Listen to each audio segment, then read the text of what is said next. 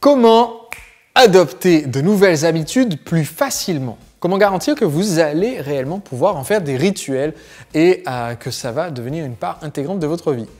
Aujourd'hui, j'aimerais vous parler d'une méthode pour vous aider à acquérir des habitudes plus facilement, à les intégrer à votre rythme de vie et donc à garantir que ces idées, ces résolutions que vous avez pour améliorer votre vie vont réellement avoir lieu dans votre vie. Cette technique, il s'agit tout simplement de planifier la semaine parfaite. Qu'est-ce que je veux dire par la semaine parfaite? En fait, depuis que j'ai commencé à étudier la science des habitudes, c'est-à-dire toutes les recherches qui ont été menées sur le fonctionnement de notre cerveau et la façon dont on acquiert et on conserve des habitudes, ainsi que les habitudes optimales, je me suis aussi intéressé non seulement à comment on acquiert des habitudes, mais aussi à quelles sont les habitudes optimales qu'il faut acquérir. Et c'est pour cela que j'ai commencé ce partage au travers des nombreux épisodes de ce podcast du jeudi.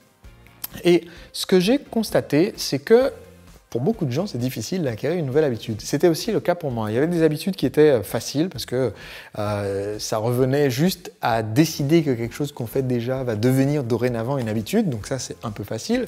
Mais quand on essaye d'acquérir une habitude qui est vraiment différente de notre style de vie actuel, quelquefois, c'est un petit peu difficile. Il y a des obstacles, notamment par exemple pour les personnes qui voyagent beaucoup et qui veulent se mettre au sport. Mais voilà, mais je suis à l'hôtel, je ne peux pas faire. Le rythme de travail est différent. Pour quelqu'un comme moi qui intervient beaucoup sur des tournages et qui suis conférencier, eh bien quand on va intervenir sur un séminaire, une conférence et qu'on est en déplacement à l'hôtel, quand on est en tournage et qu'on a des horaires un peu particuliers, eh bien ça peut complètement faire tomber à l'eau certaines des habitudes qu'on voulait prendre. Donc comment faire pour éviter de redémarrer de zéro à chaque fois avec ces habitudes? Il y a une habitude très simple, hebdomadaire, qui prend quelques minutes par semaine à prendre pour pouvoir déblayer un peu et éviter ce danger. En fait, il faut vous rendre compte que quand vous voulez acquérir une nouvelle habitude, ce n'est pas votre motivation et votre volonté qui va vous aider à l'acquérir. La volonté, ça a une très courte durée de vie. On peut avoir de la volonté pendant une matinée, mais pas pendant un mois, 6 mois ou un an. Donc si on veut acquérir une nouvelle habitude, une des bonnes méthodes à utiliser, il y en a plusieurs que je vais aborder dans plusieurs épisodes du podcast, mais une des méthodes les plus efficaces, c'est de chercher quels sont les obstacles à notre habitude. Et si vous déblayez à l'avance le terrain, vous permettez d'éviter de rencontrer ces obstacles à mesure que vous avancez.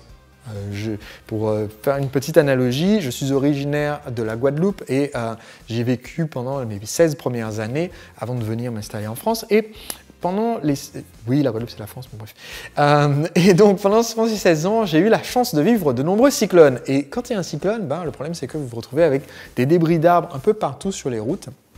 Et c'est pour cela qu'après le cyclone, il est déconseillé de se balader sur les routes parce que d'abord, on doit les déblayer, scier et tronçonner les arbres et ça évite d'être en danger de se retrouver à percuter un tronc.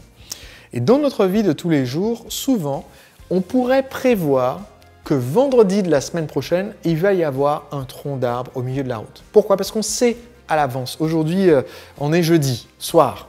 Vous savez sûrement déjà que mercredi prochain, vous avez vos beaux-parents qui viennent déjeuner. Vous savez sûrement déjà que vendredi prochain, vous avez promis d'emmener les enfants au théâtre. Vous savez déjà que dimanche de la semaine prochaine, vous devez faire les valises pour pouvoir emmener votre famille en voyage. Vous savez déjà tout ça au sujet de la semaine prochaine.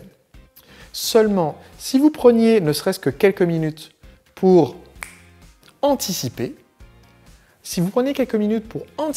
en se disant chaque semaine, j'ai un rendez-vous avec moi-même. Dans mon cas, j'ai un rendez-vous avec ma femme.